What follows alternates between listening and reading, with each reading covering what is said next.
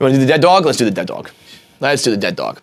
I killed my girlfriend's childhood dog. Welcome to the Kevin Clancy Show. I've been in this game over a decade, and I knew I needed a place where I could run wild on my own solo podcast, where I tell personal stories, I deep dive into conspiracy theories, we rip through the current events of the day, and we do sit-down conversations with the most interesting people on the internet. Make sure you click subscribe so you don't miss an episode. What's up, you mutts? It's another episode of the Kevin Clancy Show. You ain't gonna catch me with no fat neck. You're not gonna catch me with no bad angles on this episode. We're recording from the motherfucking ceiling, okay? I'm looking up at the fucking ceiling this whole episode. You're not gonna see any fat, doughy bread neck from me. Fuck you guys. This is what you've made me do. You should see this setup. If you're listening, go to YouTube right now and look at the goddamn setup I have just so I don't have a double chin when I do this fucking show. Guys have turned me into an insecure monster. I'm telling my people to put a fucking camera in orbit to film this show. We got a lot to talk about. The appearance me and Feidelberg made on the Legion of Skanks. We got to get into your questions. We got a couple of fucking doozies. But today I'm starting with where pretty much I always am, being broke. The same way I'm skinny fat, the same way that I'm skinny fat is the same way that I'm like poor rich. Rich poor? I want to be, yeah, the same. I'm skinny fat and I'm rich poor because I'm making more money, but I am spending more money, I have more bills, and I keep running into these new fucking problems. For example, my new paycheck kicked in this pay cycle. Also, it's very hard to do a podcast looking up like this. My new paycheck kicked in this cycle. And I was all excited for it because I was gonna be a little bit less broke. I was like, oh, I'm gonna have some more money coming in, and now these bills will be easier, and I'll have a little bit of this left over, and I can put more into this and that and the other thing. And it was a pretty like sizable raise, so I was like into it, right? I go and I check my new first paycheck of the year. It's less money than I was making. It's not that it wasn't as big of a raise as I thought it was gonna be. It's less take-home money than my last much lower salary. Fuck that. Fuck taxes, fuck Social Security, fuck money, fuck bills, fuck responsibility, fuck all of it. How do you get a raise? It was a big enough raise. It was a raise that was like, at one point, my entire salary at Barstool. Long ago, but at one point, my entire year's salary, I get that raise, and it's less money. Because I gotta pay into fucking Social Security, apparently a shit ton. Fuck that. So I'm into a new tax bracket. I'm living in the great, grand old fucking state of New York City. Another like 8 and 3/4. I get some extra bullshit miscellaneous stuff. And now I gotta pay into my Social Security until that gets maxed out. That like will hopefully happen, you know, in the first couple months of the year. I don't even want Social Security. I don't even have, it's not even gonna work. All I've ever heard is how Social Security is not gonna work for my generation. So, I want out. Don't give me Social Security. I don't want it when I'm older. I don't want to pay for it now. How come I can't opt out of Social Security? Why is this goddamn oppressive, tyrannical government making me pay into Social Security when I know that this next generation, nobody's even fucking having kids anymore. There ain't gonna be anybody paying into my Social Security. So I'm not even gonna be able to fucking retire off them.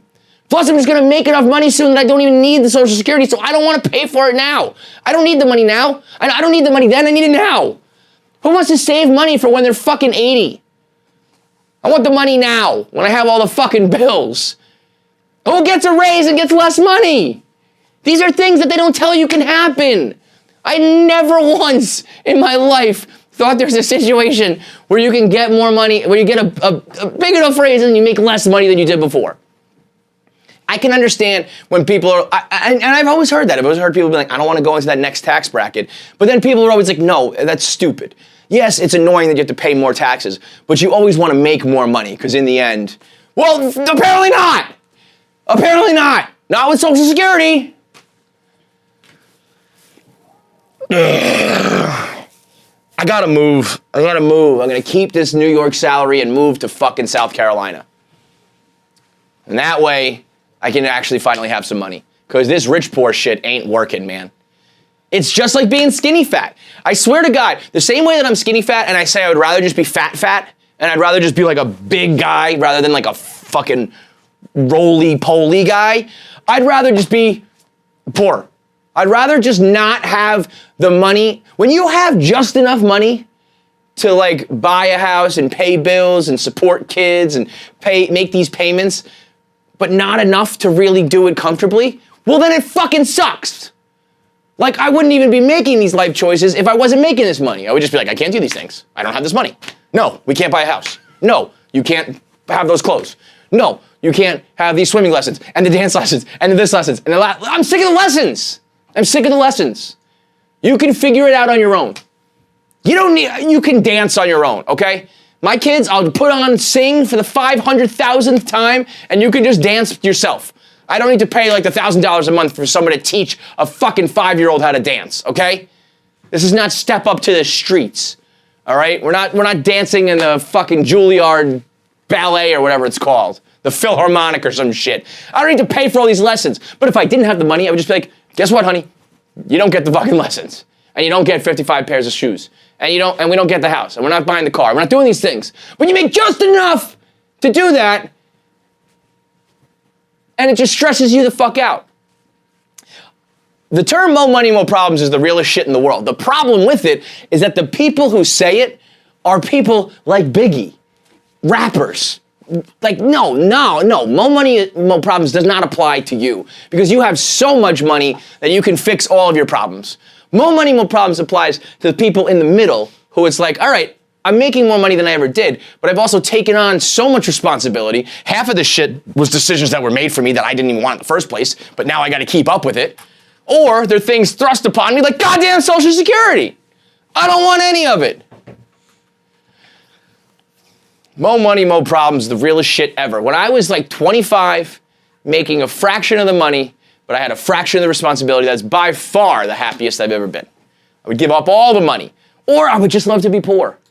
The same way that I would love to be stupid and ignorant, I would love to be broke and poor. Because dumb, ignorant people, and I'm not saying ignorant like you're racist or you're, any of that shit. I'm saying ignorant like you are just unaware. You're just blissfully unaware of what's happening in the world. Because when you don't know what's going on, you don't worry about what's going on. You're just simple. It's easy. What makes you happy at night? A six-pack and a football game. Whatever. And then you start to learn and understand and get ambitious and you want to grow and you want to achieve and all this shit. And what does that do? Just puts a bunch of shit on your plate that in the very beginning you're happy about. Because you're like, I got this drive and I got this goal and I'm doing it. And just like everything else in life, after a few years of it, you're just like, I don't want to do this anymore. But now I've taken on all this responsibility and all these fucking bills and I have to do it. So, fuck that. Let's just start with saying fuck that. Man, you should have seen my goddamn face. When I opened up my online banking and I saw that number, I was like, and then I email our HR person. I'm like, hi, I don't know if this raise took effect. And she was like, yep, sure did. And I was like, okay, I'll go fuck myself. And I'm like, so you're telling me and I'm gonna make less money? And she was like, sure am. And I was like, I'm gonna jump off a bridge. Fucking bullshit, man. I'm dead ass serious. Social Security should be opt in, opt out. The fact that that's the default, like I'm gonna trust this government to take care of me when I'm old? They were just burning down fucking nursing homes with COVID 5 minutes ago. You were just eradicating the old people. That's the same government that I'm gonna let them take care of me by taking away my money now? Fuck that. No. I say no to Social Security. Blow the whole system up. What a dumbass fucking system that was. What was that, some baby boomer shit? Those guys fucked everything up. Those guys, they came home from the war and they fucked a ton and they let it soak and they had way too many kids and they had it way too good for way too long and they fucked up the whole system. And now we're here to pick up the pieces and get all of our fucking money taken out of our paycheck for no goddamn reason. So, done with skinny fat, done with rich poor. You either got to get fully rich or get fully poor and get fully fat or get fully skinny. And I'll tell you what's a lot easier. Is just getting fat and poor. It's a lot easier than just being skinny and hot and making money. So rather than take on more responsibility, I'm just gonna take on less and I'm gonna become a fucking deadbeat. How great would it be to be a deadbeat? You ever think about the people who just don't give a fuck? Who is just like, yeah, no, I don't care. I'm bad at my job. I'm terrible with my family. I'm a bad friend. But guess what? They're as happy as a pig in shit because they just do whatever the fuck they want. That's the best. That is the fucking best. Who's the philosopher that said that? There's some philosopher that said, like, hedonism is the way to go. Make all the decisions you make, ask yourself, do they make me happy? And if they do, do it. And if they don't do it, because you only got one shot here. That's what's up. Because I'm doing the opposite of that shit, and it is for the fucking birds, man. I'm just gonna, oh God, deadbeat life sounds amazing. I just want to be like living in a shitty apartment, eating beans out of Jackie's socks, just being like, this is living, man. I don't got no bills, I got no responsibility. I don't even care if I get a paycheck at all. It's so little. Ugh. Mwah. Sign me up for that life. To all the ambitious kids out there, cut it out. Fucking done with that. That shit is not P. Ambition, not P. Be done with that. Ambition is something that you do in the short term that ends up biting your ass in the long term. Because all it does is put more on your plate, like I said, that you don't fucking want. And once again, let me just end it with double middle fingers. Fuck you, Social Security. Fuck you. I don't want it.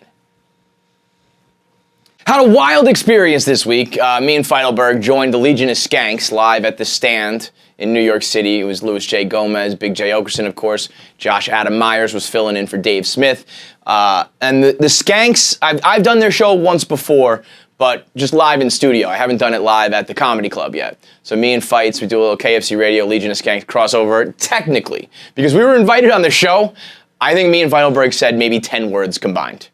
It was a scene. So we're live at the Stand, and if you listen to the Legion of Skanks, they are the last stand of guys, no pun intended, that's where they perform every Monday night, who don't give a fuck and say whatever they want. Truly, genuinely, whatever they want.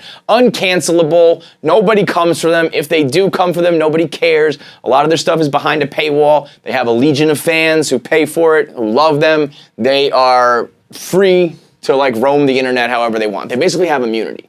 And they get in fights and they have some problems with some sponsors here and there, but for the most part, they found their business model, their fans and their people that fuck with them and let them say and do whatever they want. It's amazing. So, last time I went on the show, it was like a normal podcast. We ran through some topics, they were finding interns, I'm shooting the shit, I'm jumping in, we're all having a conversation. This time around, let me say this. Doing podcasts as often as I've done them for as long as I have, you can recognize when certain things are happening in a podcast recording. When someone is just in a groove, when something special is happening. That was Monday night at the Stand. Lewis and particularly Big J were on this run. It was perfect game-esque. I would say that Big J Okerson, Monday night, live at the Stand on Legion of Skanks, might have had the single greatest podcast performance of all time. And I'm really not exaggerating. I mean, take your best favorite episodes from your favorite hosts. I'll put Jay's performance up against anyone. And I was just like, you know what? Part of me was like, all right, like, let me get in there. Let me pose some questions. Let me throw my opinions out there. And then I was just like, you know what? Nope, not even gonna bother. Because there are certain guys you just know you can't hang with. Big J Okerson is one of them. Absolute legend of the game. Best storyteller probably in the business. One of the best personas out there, truly doesn't give a fuck. He was high as shit, 4 or 5 beers and shots deep, and was just ripping. And I probably said 6 words, Feidelberg probably said 2 words. We basically just had front row seats to a Big J Okerson show. I was happy to just like sit back and be like, go ahead, man.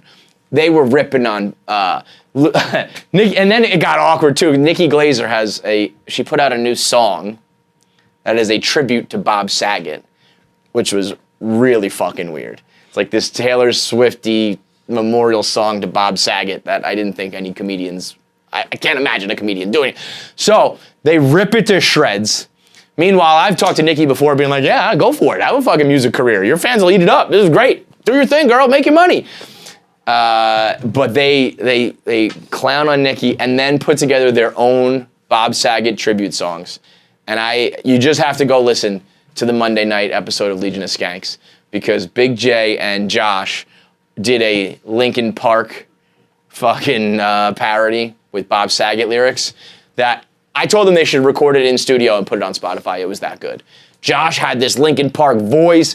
Jay is like spitting lyrics and rhymes with Full House puns and like good jokes and shit. It was absolutely incredible. And then they proceeded to break down a wildly racist YouTube for like 35 straight minutes where I was just like, the stage is yours, brother. It was probably the most worthless podcast appearance of all time. And I don't even care about it. I was just happy to even be a part of it. It was like witnessing history. It's like Kobe when he dropped 80 against the fucking Raptors, where it was just like, here's the ball, dude, go. The ball's yours. Like, we're not gonna get in the way of this. I'm not gonna be the guy out there like, let me get mine while Kobe's putting up fucking 60, 70, 80 points. You gotta know when to just feed the ball in. And that was that Skanks appearance. It was unbelievable. A bunch of the Skanks fans hate us because the Skanks fans are like the most diehard. The Skanks fans are 2010 stoolies, 2008, 9, 10 stoolies who are just like would die for their podcasters or their favorite personalities and are just ready to pounce and kill, and they hate anybody who's not like trying to tear down the world as a pussy. So that was me in Feidelberg, like all the big pussies coming on to Skanks, and we were just like, you know what? In this case, you're right, man. Unreal though. If you haven't seen Big J Okerson live and you can go do it, you have to. And if you want, you got to go sign up for the Legion of Skanks to listen to this episode. The Bob Saget song alone is worth the price of admission. So you can check it out. I guess if you're a KFC radio fan, you can see us on the show, if it technically counts as that. But it's really just us sitting next to them while they do their own podcast. But great shit from those guys. Always a good time. Appreciate them even having us on in the first place. So if you haven't listened to Lewis and Big J and Dave Smith and those guys, go check it out. They are, like I said, the last guys on the internet who don't give a fuck. Part of me wishes, again, part of that like ambition thing. Like now at Barstool, there's just, with life and Barstool, there's just so much more to lose. I got kids now, I got bills to pay, like I said, and it's like I can't afford to, say some shit that's gonna lose me sponsors or cut my audience in half or whatever. With the amount of people that we like support here at Barstool, how it's become like a whole fucking empire that we gotta like keep up. It's just more responsibility and more shit that it's like, yeah, I guess I gotta stop saying some of the things I say. So if I didn't, back in the day, man, where it was just truly whatever you want, let it rip. And those guys have found a way to preserve that, which is incredible. Probably the thing that I'm most jealous of is being able to just truly say whatever the fuck you want and it doesn't matter. It's right up there with having no ambition. It's having no repercussions, no responsibility to worry about. That is the dream right there. They have figured out the fucking system. All right, let's get into your questions now. Your mailbox today is brought to you by Cuts Clothing, the only t-shirt worth wearing. Cuts Clothing has been riding with us for a while now. They've been one of the sponsors that have propped up specifically the Kevin Clancy Show from the beginning. They pretty much bought it sight unseen when I first rolled it out, and now that we're transitioning it out of the interviews and into just the solo work, they're still riding with us, and they signed up again for 2022. So, in turn, do me a favor. If you're a fan of this show and you're a fan of comfortable, stylish clothes that are comfortable and easy to wear and on trend all the time, go get Cuts Clothing. Not only will it help you and your wardrobe out, it helps me and this show out because, like I said, they're one of our ride or die sponsors. So Cuts is t-shirts and long sleeves and hoodies and all that shit that come in all the classic colors. Monotone with white, black, gray, blue, tan, navy, all the shit that's just a staple for every guy's wardrobe that matches with every pair of shoes, every pair of pants, that it's comfortable, it fits right, it looks good whether you're in a professional setting or a casual setting or a romantic setting or just lounging on your couch, kicking it, doesn't matter. Cuts Clothing is the fit for you. You don't have to worry about like, oh, does this design go with this color or does this match with that? Every time you grab a shirt out of your closet or off the pile or out of the drawer, you know it's gonna match, it's gonna look good, and you're gonna be comfortable. Those are the three things that you worry about the most, right? Being fashionable, looking good, and being comfortable, and Cuts delivers that every fucking time. So go to cutsclothing.com/Kevin, that's CUTS clothing.com/Kevin, and you'll get 15% off your first order of the only shirt worth wearing. That's cutsclothing.com/Kevin. We got some questions today, one of which is a doozy. Should I come in hot or build up to that question? Coming hot. Coming hot, says Bean Girl, who has been coming in quite hot herself. Jackie slept in the studio last night, dressed as a fucking chicken. You'll hear more about that into the second episode of KFC Radio this week. Little teaser for you. Bean Girl slept in the studio with big yellow pants on.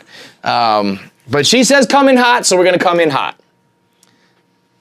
The fact, my friends, there is a question story here about someone killing their girlfriend's family dog. And that's not the one I'm talking about. That's not coming in hot, okay? So here we go. It's an Am I the Asshole, which is KFC Radio material, but it's about kids and stuff, so I feel like it's Kevin Clancy territory. So, am I the asshole for being ecstatic? I don't even want to say this fucking sentence, but there's some truth to it, so we're gonna do it. That's what we do here. Am I the asshole for being ecstatic about my girlfriend's miscarriage? I, 32 male, have been dating this girl, 33 female, for a little over a year now. It started out as a fling, but then we realized we kind of liked each other and we decided to do the whole relationship thing. Everything was going smoothly until last August when she broke the news that she was pregnant. I was not thrilled about the news as I have zero desire to be a father, but I was not going to pressure her to get a shmortion. I'm just not going to say that word here. To get a shmortion or put the thing up for adoption. My man. Jeez. You know, I'm going to try to fight for you here. I'm going to try to make people see both sides of this, but you're not helping me out with saying shmortion and put the thing up for adoption. But he decided to be supportive. What a good guy. For just over 4 months, I faked enthusiasm about being a dad, but then we found out that the pregnancy had ended in a miscarriage. I was externally somber when the doctor broke the news, but deep down, I was doing backflips. Just like that, I escaped 6 figures of financial responsibility, thousands of hours of free time, and all the other bullshit that comes with being a dad. I know that sounds terrible, and personally, I think that I am the asshole for having that reaction, but at the same time, can you see where I'm coming from? I feel like this has to happen to a lot of guys, but maybe not. Interested to hear your thoughts. So, here's the thing. If you say shmortion, and you call the baby the thing, and you're doing backflips, yeah, you kind of are, yes, no. You definitively are an asshole. Because inherently, that is a person going through something that's extremely traumatic and painful, and you, in your deepest heart of hearts, are relishing in that and happy about that, so that makes you an asshole. But that thing, as you called it, and that situation you're in was also going to affect your life. And you have your own right to react according to how you feel. Where you run into trouble is being a 32-year-old male dating a 33-year-old woman and not having some sort of conversation or understanding between you two about having kids. You know, if you're 21, you're 18, you knock somebody up, and you're thinking like, okay, well, we're just gonna get an abortion, we'll take care of this, neither of us are ready. The other person in the situation wants to still have the baby. It's kind of like, well, wait, what the fuck? No, we're not ready for this. What do you mean? Because you were that young and you never expected it and you were young, dumb, and you made a mistake. A 33-year-old woman, still single, gets pregnant, there's a strong chance she's gonna wanna keep that baby. And especially if she loves you and likes you or wants to keep because of you, or she wants to just have that baby and you can be as much involved as you like legally need to be. That's a very real possibility that you have to have an agreement on or an understanding on. Because, the reality of the situation is if you had that conversation, like, I have, as you say, zero desire to be a father, she might have been like, okay, peace. Like, I'm looking for somebody that is, so something tells me that you never had that conversation. Something tells me it started as a fling, you started having fun, nobody wanted to have the hard conversation, even if you don't have the hard conversation, you probably know based on the person what they want, what they don't want, but you don't want to blow up the relationship because you're having a good time. Sometimes it's more important to just be real and upfront and kind of like, in a situation like that, you're gonna cut off some of your enjoyment. Like, you're in this relationship right now and it's really fun and it's good for both of you for the next 6 months, year, couple years. But when it gets to the point that she like officially wants to have kids, now you're stuck in a problem that's going to give you years and years of a headache. So it's like, yeah, you might lose by breaking up or mutually going your separate ways. You're going to lose that next year or so of like, man, this could have really been enjoyable. We really could have been good for each other for a year or so. But we would have been terrible for each other the next 40 years when she wants to have kids and I don't. So it's kind of like, you got to cut off your short-term happiness and enjoyment and freedom for the sake of everybody's long-term future. Now, with all that being said, as long as you don't rub it in her face and show her that externally, if you don't want to be a dad and you were mistakenly and surprisingly about to be forced into being one and then found out all of a sudden you didn't have to be, you personally, being real, you're going to be excited. As long as you don't show it and as long as you're supportive, I mean, what's wrong with that? There's a million things in life, in relationships, that you don't really like doing or saying or being a part of, and you do it because you're, doing it for the sake of your partner. This is just kind of the granddaddy of them all.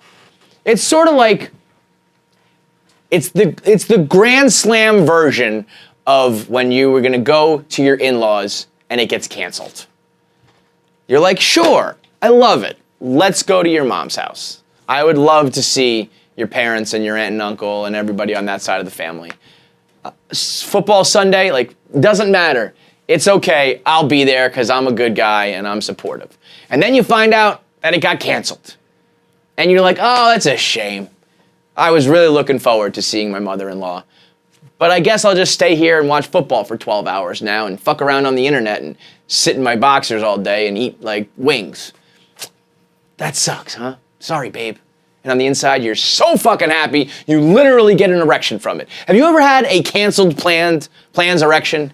It's like the minute you realize you don't have to do the thing that you dread, your body has a physical reaction where it is actually aroused. And you're like, hold that thought real quick. I gotta go masturbate before enjoying my whole day now because the plans that I didn't want to do got canceled. It's an amazing feeling. That's your Sunday. Not having to be a dad's like your whole fucking life. So I get it. I do get it. If you were truly, now if you were on the same page and you said you wanted to be a dad and then you were in a situation where your partner lost the baby and you were feeling excited, that you got some shit you got to look internally on. Because if you were telling people you were excited or you convinced yourself you wanted to be a dad and then your first reaction during a miscarriage is joy, well then you're either lying to yourself or you just learned something very serious about yourself, because in that case, your reaction shouldn't be joy. You should be, devastated because you actually wanted to be a father. This was gonna be your kid. You were happy about it, and your first reaction upon finding out that it wasn't gonna be the case, you're fucking jumping for joy. Either you're a liar and it's not even, that's not even necessarily a bad thing, because as I said last episode, marriage and kids are two things where you don't get a dress rehearsal. There's no first crack. There's no first draft or dry run. And unfortunately, in this case, this is like the tragic version of that, where it's like you got ready for it and you thought you were going to do it and you got to see how your body and your mind and your life reacted and changed.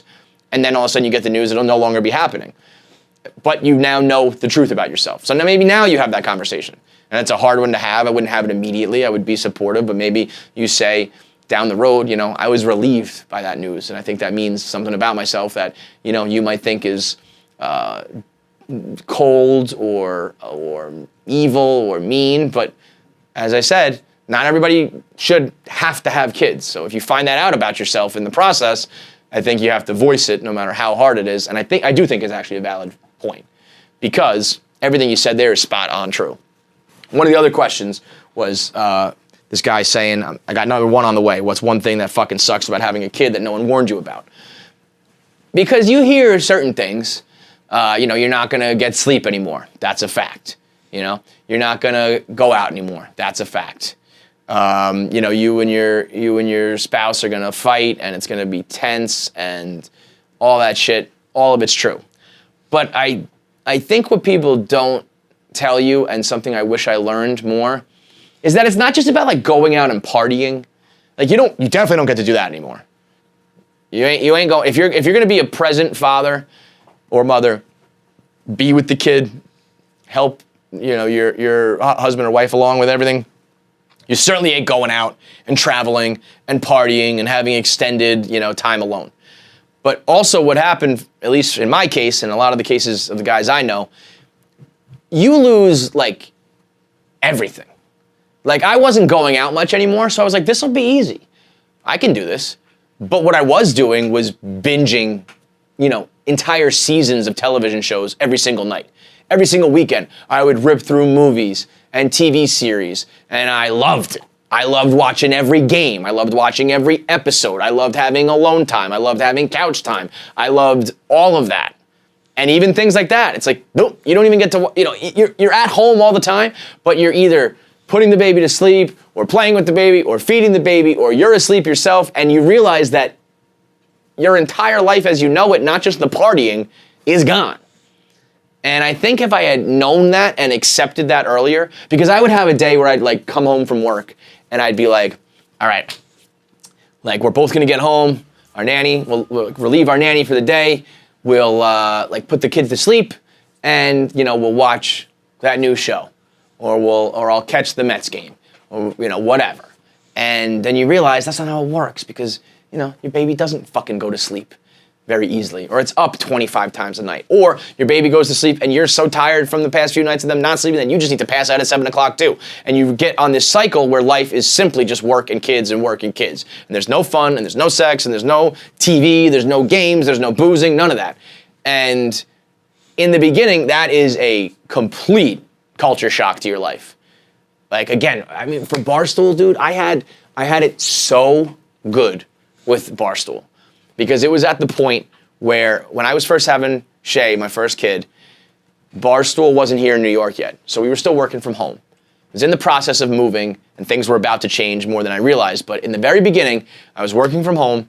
We were podcasting like 1 hour a week, and we were blogging. So I could wake up in the morning, find 10 blog topics, bang them all out, schedule out the day. I would order myself a bomb-ass lunch, cheesesteaks and sandwiches and burgers and wings and fries and shit. And at like 2 o'clock, I'm putting on my favorite show, bootlegging a movie, watching whatever I want. I got the Mets at night. Life was good. Do a rundown for about a half hour with my buddies, go back to just hanging out, go to the bar, go walk along the water in Hoboken, go to the dog park with Duncan. It was gravy, dude. Because I had everything down to a science, everything down to a schedule, and I could do, there's no schedule. When you work a job that's not hourly in any way, if I got all my writing done in 2 hours, my day was done. And so I had the ultimate freedom, and then boom, rug pulled out from underneath. And while I was braced for some of that to happen, I don't think I understood just how much you give up. And I know, people, as a dad, when you say that, people are kind of like, oh, cry me a river. It's like, listen, I understand that the mom, the wife, the woman goes through more. They carry the baby, they have to birth the baby. Yes, it is so much worse and so much harder. But there's something that doesn't erase what fathers go through and what the guy has to go through. Because at the same time, because you do all of that, and because you have that connection, and you feel this like mother and son, mother and daughter thing where you physically grew and birthed that, it becomes your world, and you almost like want it to be so. You feel so much more connected. Whereas as a dad, it's almost like this new thing shows up on the doorstep and your life is blown up. Mom has had her life blown up gradually, slowly for the last 10 months. She has grown into that, and the hormones have kicked in, and she's nesting, and she's ready, and then she's ready, she's nursing, and everything biologically is geared towards that kid. Whereas a dad, it's like, okay, I'm ready. I can do this. And then it shows up and it's like, no, you fucking can't.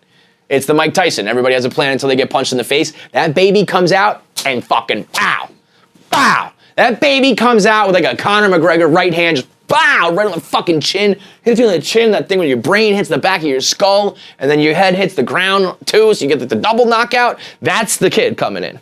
And you thought you were ready, and you're fucking not. And then you do reach a point as a dad where, like, you just accept it. And it sounds dark, and it sounds bleak, and it's kind of true. But it is kind of true. You accept it, where it's like, maybe I'll get to watch the game tonight. Probably not.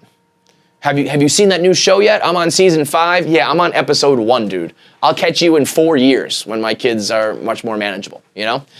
And you just kind of accept it. And then life becomes a lot easier. Same thing with traffic. I liken having a kid to traffic. There was a time as a young man, I'd get in the car and I would want to get home, or I'd get on the train and I want to get home, and there would either be traffic on the road or train traffic, or a train is delayed or canceled, whether you're doing mass transit or driving yourself. And it would fucking infuriate me. You know, it usually takes 45 minutes to get home. It's going to take me 2 hours because of New York City traffic, this one way or another. And I would be like, no! Or like you get out of work late.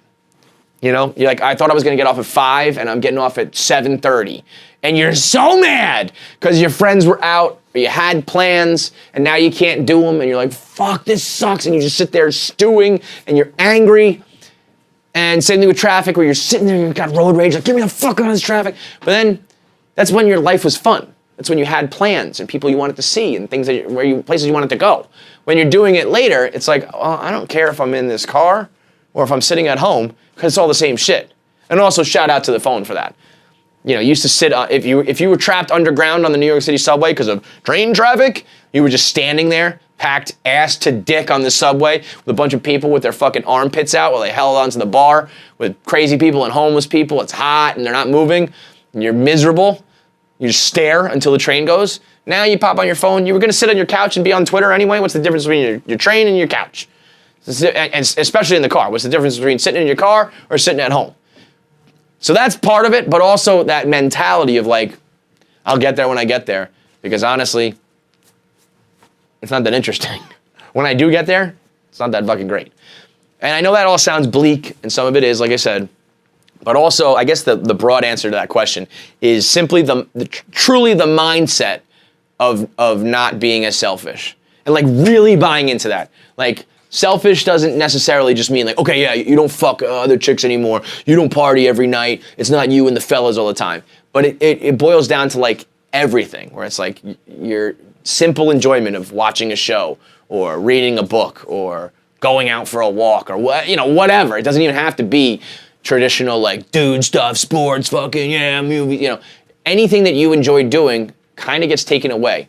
And I think you have to really let that in and accept that, because when you're fighting it, you become resentful. You become resentful of the baby. You become resentful of the mom. You become resentful of your own life, of work, of friends. It's like you get jealous. You're mad. Why did I do this? Am I wrong? And unfortunately, there's really no way to prepare you for that. I'm doing it the best I can right now, as you got number 1 coming, but I don't know if you're going to understand it until it happens. But the idea of kind of like, you're truly, genuinely going to be living for something else now, somebody else now, that's a major, major change in like your maturity and your understanding that like I don't think any guy is prepared for. Women almost get thrust into it. They have to be prepared for it. They're a little better suited because of what like physiologically and biologically happens. Guys, I don't think you're ready until you're thrown in the deep end with that baby and it's like, well, you're going to be drowning for the next fucking, 5 years. You're going to be treading water and trying to keep that baby above water, but you have to because you have no other fucking choice. You want to do the dead dog? Let's do the dead dog. Let's do the dead dog. I killed my girlfriend's childhood dog, 24-year-old male, she's 22-year-old female. I'll start by saying I'm a big dog guy, I love dogs. Well, sounds like you're a dog murderer. When you pull into my girlfriend's driveway, the dogs constantly run in front of your car.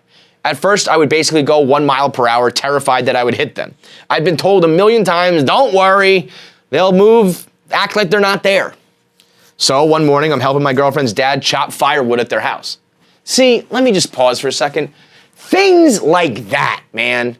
And it's not just about having kids. It's about getting married too. Everybody knows that's the bigger problem I had. I'm great at being a dad, wasn't great at being a husband, and it's things like that. Not that I ever chopped firewood, but you're metaphorically gonna be chopping firewood with your wife's dad. And you live this life in your 20s. I'm not gonna be redundant and repeat myself here, but you live this life in your 20s of doing whatever you want.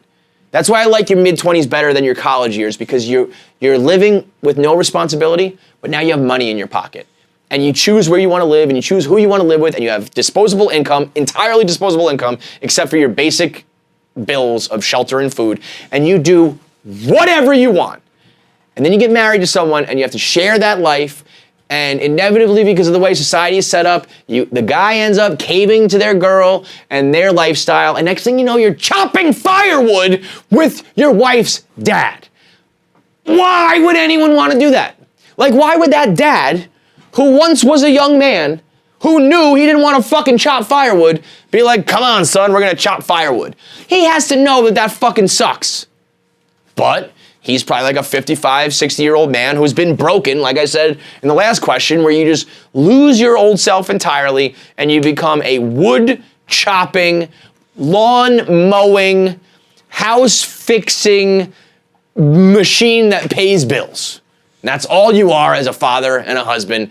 You come last on the list. It's the kids, it's the mom, and then you, and you just have to deal with that. So you do things like chop firewood, and you're so desperate to just have someone else around that you rope in your maybe soon-to-be or son-in-law, and you don't even realize that you're ruining his day too.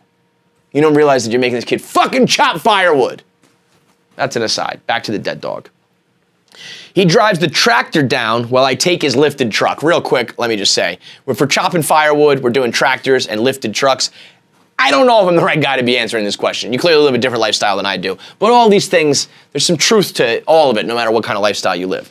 Mind you, I drive a small four-door sedan, so you are, okay, I'm gonna read the full question, because this guy is like me, but he's being thrust into a tractor, lifted truck, firewood world that he's not equipped for.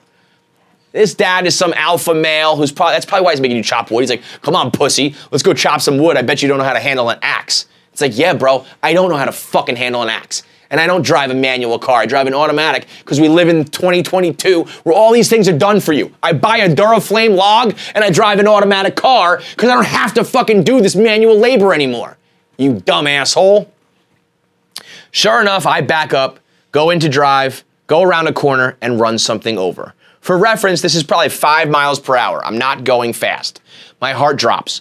No clue what I ran over, and unlucky for everyone, it was her childhood dog, who was getting old, on his deathbed, to be honest. At most, had another month or two. This guy trying to fucking Jackie his way out of it. But if I tell you the dog was gonna die anyway, does it make it a little better? Does that earn me some points, that the dog was only gonna last another month or two, but then I murdered it? Does that help? I obviously did not see her, and she was too slow to move, even though I was driving extremely slow, and there was a big gap between where I started and where I ran her over. She survives during the entire workday, in pain, obviously, as the family tried to hold on, but at the end of the day, we all went to go put her down. So I guess, you guys ever kill someone's childhood pet by accident? P.S. That was when we were dating a year ago. I'm single now. Can you tell Bean Girl sup? What? The guy who killed the family dog? He says, tell Bean Girl I say sup. Really? Yeah, because he's single now. Because he killed the family dog. Okay, well. Would you date a guy who killed the family dog? Wait, I missed it. How did he kill the... He ran over it with a car. On accident? Yeah. So he was dating her for a year. Accidents happen. Yeah. We've all learned. So wait, if you were the girl in the relationship and the guy kills your family dog, are you staying with him? That's tough. Because I feel like accidents do happen, but it's one of those things where it's like, but we just can't be together anymore. Yeah. And that sucks. We were cool, everything was good, but I'm gonna look at you as my dog murderer forever, so we just got a clean break. The family's done with him. Gotta be. Yeah, like the brother is like, I don't care that it was an accident, I don't care that you're dating my sister, I hate you for killing Sally. Yeah. So, okay, so if you're the girl dating the dog murderer, manslaughterer, you're breaking it off. Even though you recognize it's not really his fault, you're breaking it off. If I tell you like this, he says sup, and you're now the next girl, does that affect you at all? If you go out for drinks with this guy, you're like, so what was your last relationship like? And you're like, well, it was good and everything was fine, but I killed her dog. Are you like, okay? It is one of those things where it's like lightning doesn't strike twice. Like oh, so you think he'll never kill your dog? I don't think he'll. So he'll be like the safest. Then at that point, like he's got a problem. That's like a Final Destination As a Final thing. Destination, yeah. Like then you go from a dog manslaughterer accident situation to like you You're just fucked kill up. dogs. Yeah, like you maybe you kill don't dogs. realize it, but you kill dogs. Yeah. But so you'll date him at first being like, that's crazy, but you didn't kill my dog, so we can fuck, we can hang out, we can party. And until you kill my dog, He then there's gets an like issue. less like, leeway room or whatever. Leeway? Leeway. Yeah. If he does. I think you were about to say Lee room. Yeah. There's like a combination there. There's a of, combination. Like, yeah, I like that. Wait, I don't know Lee that. room. But So do you want to date the dog murderer? He sets up. it's fine. You good? You're gonna Yeah. pass on him? So you're a liar. What? So you're a liar. You just said it would be fine, but now it's not. I don't know. You need a picture of him? Like, What if I get a picture from the dog murderer and he's hot? picture and like I gotta feel out his vibe. Feel out his vibe? Okay. Feels like his vibe is I kill dogs by He accident. kills dogs by accident. But he feels bad about it. But he also was kind of like, not my fault. Which is kind of a cool vibe. Yeah. It's a cool vibe to be a guy who's like, I'm sorry, but also I ain't no bitch, and this is not really my fault. That's a good place to be. Yeah. Like, I'm sorry, but also stop with your fucking crying and like trying to put this on me. You're the ones who said, don't worry about it. You're the ones who said they'll move out of the way. You're the ones who said you'll never hit these dogs. It's kind of your fault if you think about it. That's kind of a cool vibe. Yeah, he's not letting it become him. Is that P? Soapy. That's so P. I feel like killing a dog is not P. Killing the family dog and then kind of putting the blame on the family is not very P. But maybe it is P. Who knows? So, you know what? You know what might be P? Killing this dog and getting to date Bean Girl out of it. So send a picture, let her know your vibe, and maybe you end up being the big winner in the end. A couple others. Let's go. Do you obsess over the pen stock price every day? If all your wealth is in Barstool is tied up in the pen stock, will you sell it all the second invest in a few years? My wealth is not tied up in the pen stock at all. I'm not really part of the gambling, so I have like a little bit of stock. I don't know if I've mentioned this on the show before. I think I kind of did. My wealth is kind of tied up in like the equity that is created in the Barstool valuation by Penn, like the purchase price that they have to buy us at. So I didn't get big shares of Penn the way that like Dan and Dave and other people did. So I want it to go up because that's like our parent company, if you will, now. I don't know the exact terminology for it, but they're going to be like driving this thing for the long-term future. And I want that to succeed. And if I can get into gambling somehow naturally, I would do it. And that's why I want the price to go up. I want the price to go up because a ton of our fans have bought into it and things were awesome when it was over 100 and I want everyone to make their money. But it's not like my all my wealth is tied up into that. So I'm hopefully kind of insulated from that. It would be great. I have a little bit where it would just be extra money, but it doesn't really affect me like every single day like probably some other people. Couple more here. Another like inside Barstool question. Love the solo episodes. Thank you. Aside from the interview with Donald Trump, has there ever been a situation where you disagreed with Dave's content and it worked well for Barstool or vice versa? Not saying you agree or disagree with the Trump sit down, but I know that was beat into the ground. Plenty of times I've disagreed with Dave on content. Almost exclusively we've disagreed on content in a lot of ways. Me and Dave haven't really like had much interaction recently. That's why this week was so fun with the rundown and the Patriots losing, because Dave was obviously very in his feelings after the Patriots loss. I mean, me and him haven't even interacted on social media in like a few years. And for him to come out and be quote tweeting me and looking up screenshots of games from 2010 on Football Reference to try to prove his point, calling me Kevo and all that shit, making terrible arguments, by the way. For a guy who I deem to be, I believe, the greatest arguer and debater on the internet, his Patriots argument was fucking terrible. Him not understanding that the Patriots and the Patriot fans of 2010 is different from the Patriot fans of 2022, and why that game against the Bills is different than the game against Flacco and the Ravens in 2010. Him not getting that, I mean, he looked me dead in the eye on the rundown and said that he and the Patriots were the same persona and the same cocky, arrogant pricks back in 2010. When they were losing in the playoffs every year, when they still hadn't won their 4th, 5th, and 6th Super Bowls.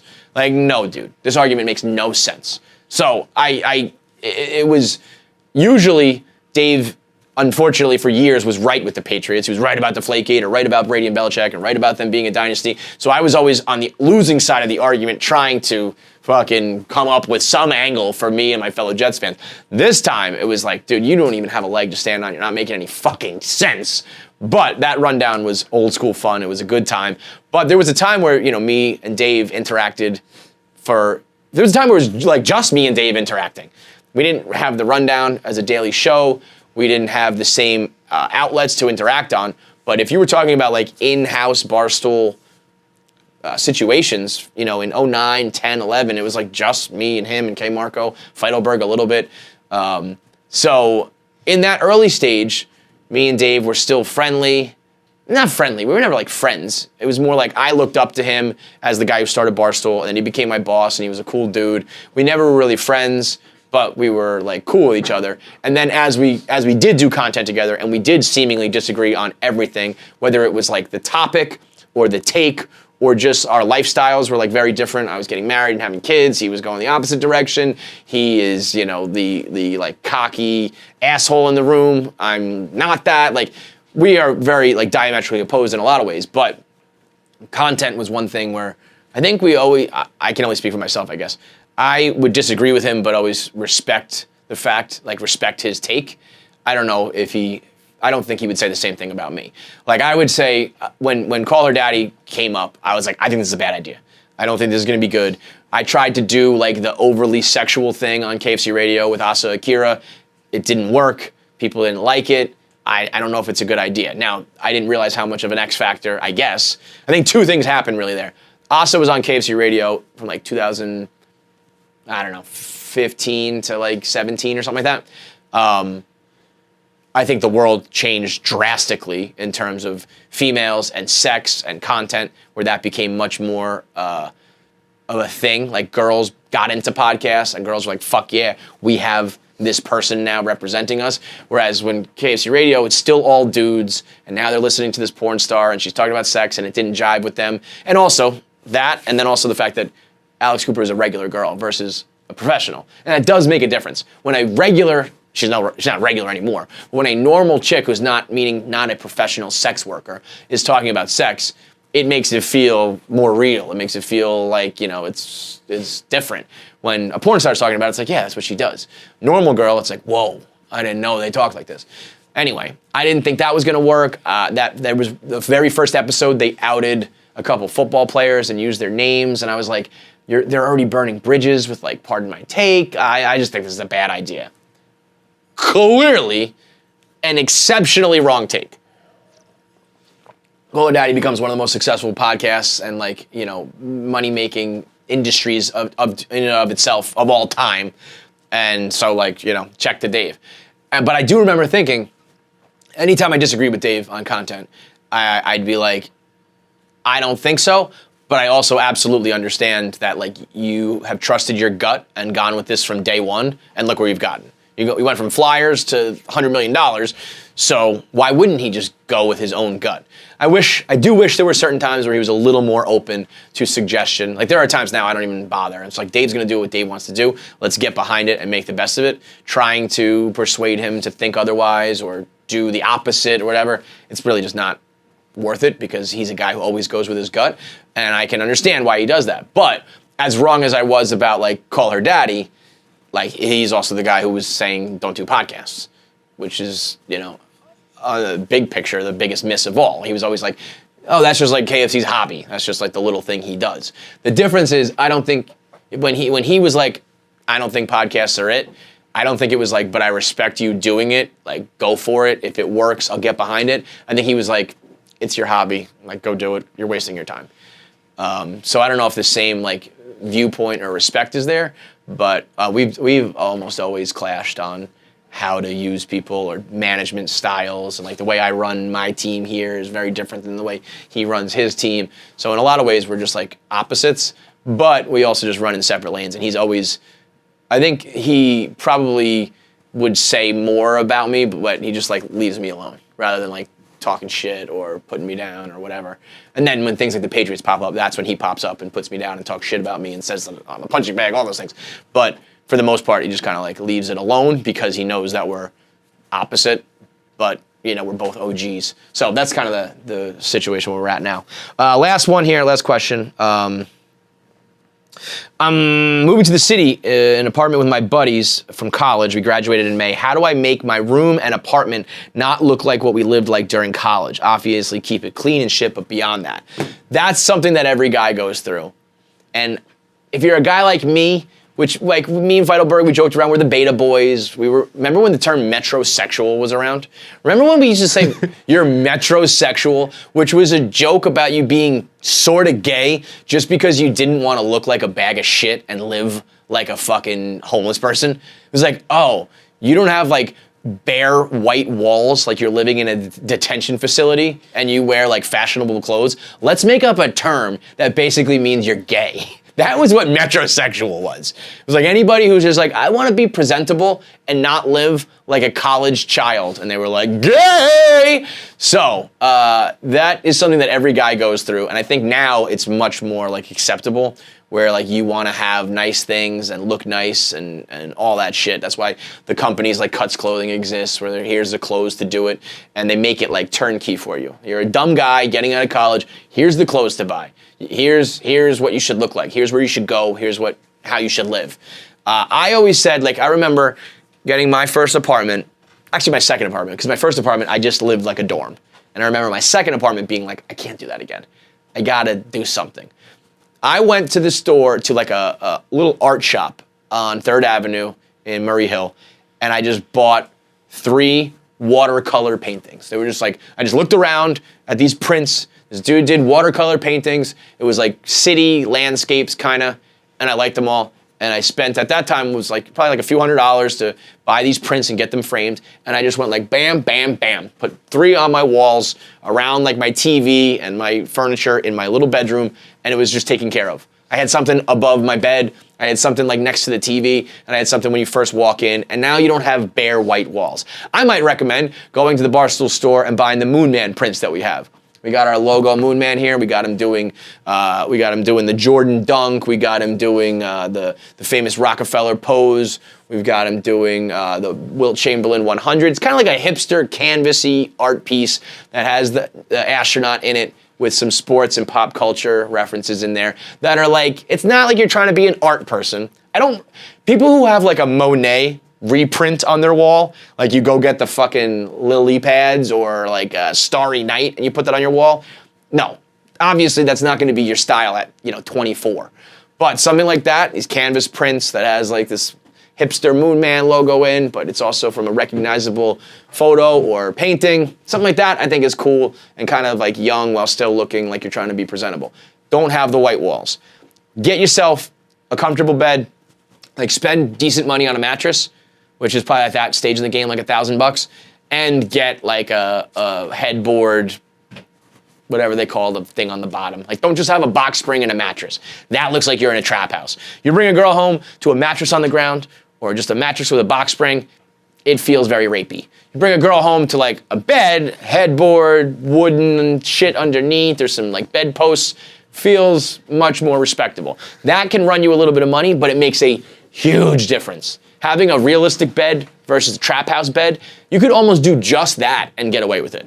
But I think the basics of not having the bare walls, having an adult bed, and having like good clothes, and it's not even good clothes, because it's just nice clothes, like Cuts Clothing. I would recommend, if you are able to do this, I remember I was working at Deloitte, making good money, and I had the Barstool money on the side. So I admittedly was making good cash at the time, but I just took an entire paycheck, and blew it on clothes, which at the time was a big deal. Now it's like not that huge of a deal for me.